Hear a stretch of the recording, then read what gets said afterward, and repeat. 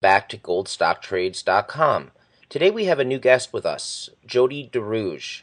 Jody is Exploration Manager of Lakeland Resources. Lakeland Resources can be traded as LK on the Toronto Venture Exchange. Thanks, Jody, for being here with us today. Oh, thank you. I appreciate the opportunity. Jody, could you tell us a little bit about your background in the Athabasca Basin and some of the key discoveries that you've played a critical role on? My first involvement in the Athabasca Basin started in the mid-1990s when I was working for a fellow named Laurie Hofferdahl. He had a consulting company based in Edmonton, Alberta called Hofferdahl & Associates, and he had conducted extensive exploration across Western Canada, including the Athabasca Basin, which is in northeastern Alberta and extends into Saskatchewan. Laurie had a tremendous library, private library, public information that he had gathered, which played an important role in allowing us to stake a lot of early-stage conceptualized uranium exploration targets in the Athabasca Basin. Particularly some of the first claims we started staking in around late 1990s, 2000, 2002, were on the Alberta side. And Alberta was quite a favorable jurisdiction to explore at the time because you can stake vast tracts of land for a permit application fee of $625. What that fee got you was about 10,000 hectares, which is 22,000 odd acres. Actually, it's probably the lowest cost jurisdiction on the planet per acre to stake and retain mineral lands over a 2-year period. So we acquired a large package in the Athabasca Basin. It was about 650,000 acres at the time. Sold it to a company called Strathmore Minerals in 2004. And we consequently got involved in Strathmore Minerals from that point going forward, staked all their Athabasca Basin projects, staked and sold numerous projects to them. These projects were spun out into a company called Fission Energy, of which I became president in about February 2008 for about a 6-month period.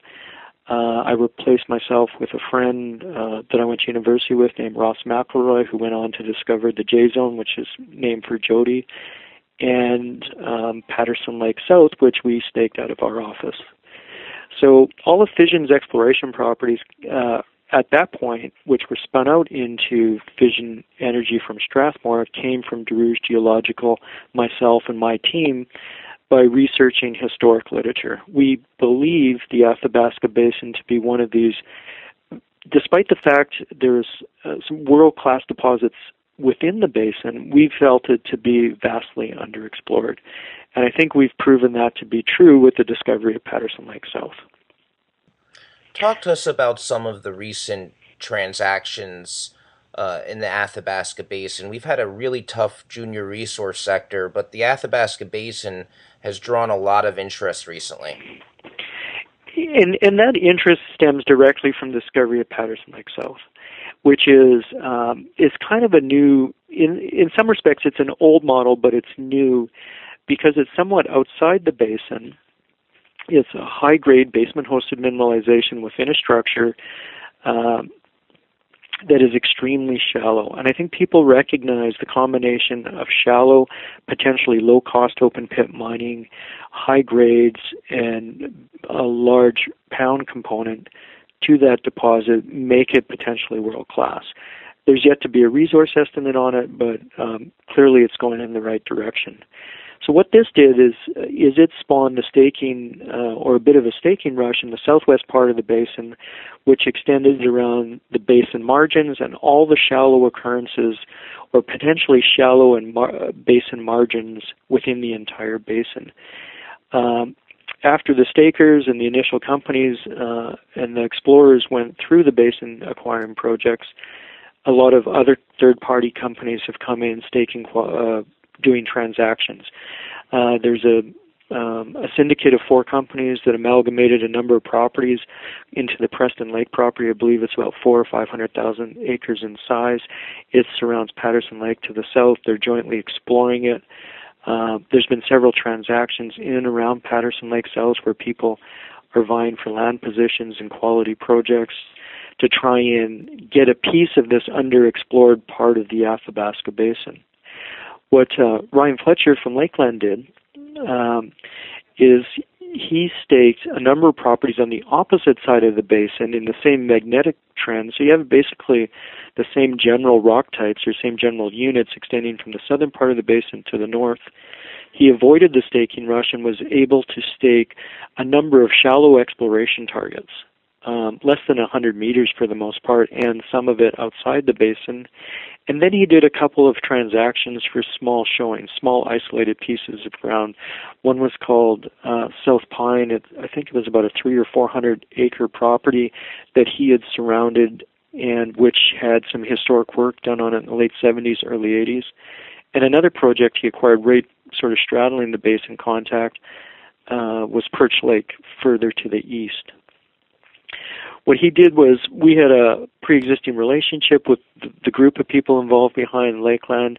They hired us to start reviewing all the data, conceptualizing exploration targets on the properties. And what we quickly found and zeroed in on were three different projects, which were the South Pine, which we already mentioned, Perch Lake, and most importantly, Gibbons Creek.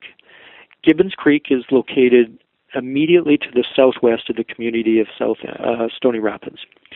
It's year-round accessible. You can drive to the community. The target area is only a few kilometers away.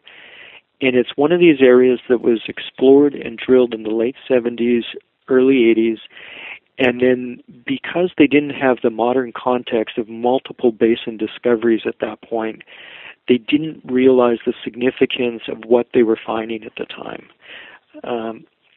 What they did is started out with airborne surveys like everybody else, did radiometric surveys, did boulder prospecting. There's boulders, sandstone-hosted uranium mineralization in boulders on the property to 4.9%.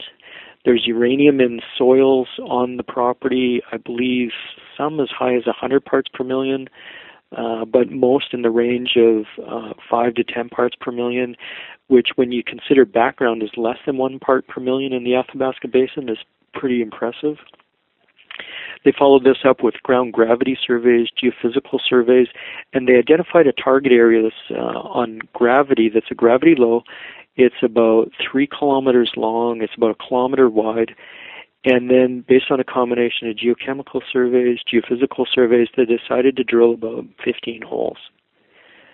These holes, some of them were drilled in fences, some were drilled just randomly testing parts of the gravity low or other EM conductors passing through it. Almost all of them hit extremely anomalous uranium at the unconformity. Some anomalous uranium over widths of 3-4 meters, some over 20 centimeters. I think results as high as greater than or up to 1,500 parts per million uranium, which in the context of uranium exploration is extremely exciting. And it reminds me a lot of, projects like the J-Zone Waterbury Lake, which we staked at the same conceptual early stage, Patterson Lake. And so we have a historical context here that we can go back and we can look at this historical information. We can say there's clearly a uranium mineralizing system here. Have they hit the guts of it? Has it fully been adequately tested? And what can we do next to make sure that it's effectively tested? And so go ahead. Go ahead, Jody. So what Lakeland's doing now, or what they've hired us to do now, is sort of conceptualize an exploration program going forward that sort of encapsulates all this historic information and makes the most efficient use of it. Because in these struggling junior markets, we want to make sure, and Lakeland wants to make sure, that their money is spent most effectively. What we've done is we've compiled all the historic information. We've come to the conclusion the best way to zero in on this existing 3 by 1 kilometer area with highly anomalous radioactivity in most drill holes, plus pathfinders such as nickel and arsenic, is to do a radon-X survey. And radon-X is one of these surveys we conducted to look for radon. Radon is the decay product of uranium Radon, I think the longest-lived isotope, has a half-life of about 3.8 days before it decays into such things as bismuth and lead. And so consequently, if you find significant concentrations of radon, and Fission has shown this at Patterson Lake South, you have an effective, specific uranium exploration target that can be drill tested. They didn't do radon sampling in this part of the basin in the late 70s, early 80s at the time. But we know today that a lot of these deposits can be 5, 10, 20 meters across. Some of the drill fences that they drilled historically, well, the space in between the drill holes is 60, 70 meters. You can easily hide 1, 2, 3 uranium occurrences in that space, and those occurrences are, well, in the context of Patterson Lake South, potentially enormous. Let's talk about the potential catalysts. Right now, Lakeland has a market cap of less than $4 million. Fission and Alpha have a market cap around close to $200 million. So let's talk about some of the leverage and potential catalysts with Lakeland going into 2013, going into 2014. So the potential catalysts are this. We're planning roughly three ground follow-up programs on 3 different projects. At Gibbons Creek, which is, as I mentioned, road accessible. It's got great infrastructure. Southwest of the community of Stony Rapids. We're going to go in, we're going to conduct line cutting in advance of ground resistivity surveys. Resistivity is a geophysical survey that identifies, in the broadest sense, alteration halos associated with uranium deposits. So we're going to use that to generalize the area or narrow down the area for future drilling. On top of this, we're going to overlay geochemical surveys, which will include radon X sampling and soil geochemical surveys to even narrow down specific targets within a sort of resistivity anomaly.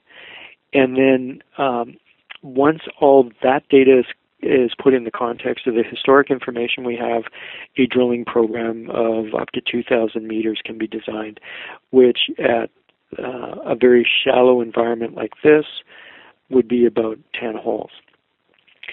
Concurrent sort of with the initial ground programs, which are occurring this fall, there's going to be a ground radon X or radon survey plus prospecting at the South Pine property. Historically, we know we have boulders of up to 4.9% uranium at Gibbons Creek. It'd be interesting if we can find similar type uranium boulders at South Pine. South Pine is very similar geologically to Gibbons. There's a approximately 2.5 kilometer long conductor. It appears to be fault offset on the magnetics. It was drilled by several drill holes in the late 70s, early 80s, again, all hitting anomalous radioactivity at the unconformity with up to 1,500 parts per million uranium, hitting a strong alteration. A lot of the drill holes ended in it.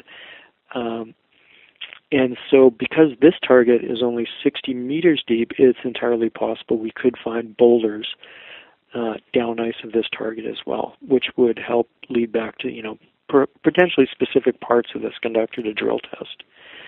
And finally, the final ground program that's going to be conducted in the latter part of this year for Lakeland will be the Perch Lake project.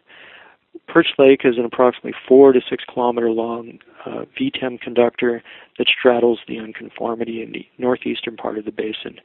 Never been followed up on the ground, but in about 2008, the Government of Canada, Geologic Survey of Canada, flew a radiometric anomaly across this part of the basin, or radiometric survey, and identified radiometrics associated with uranium coincident with this conductor.